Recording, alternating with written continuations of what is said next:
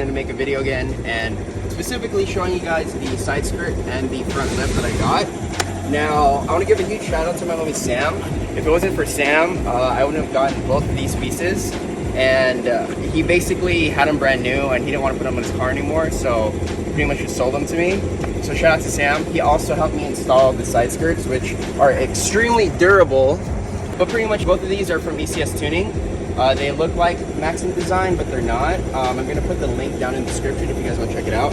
But I just want to give you guys like an in-depth look on how it is on my car. So in case you guys want to get it, you know, you guys have a good overview of how it looks like. Honestly, it's super clean. It's a nice black gloss finish.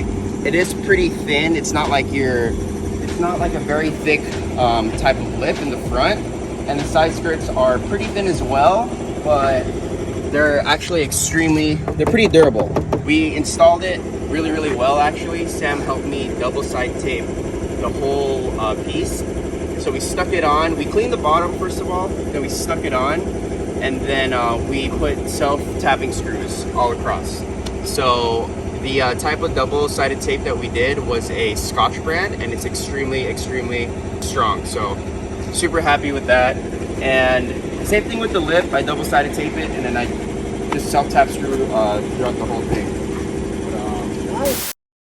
Sorry guys, I had to cut the last clip because our coworkers actually started talking to us. But I just want to wrap up the video here.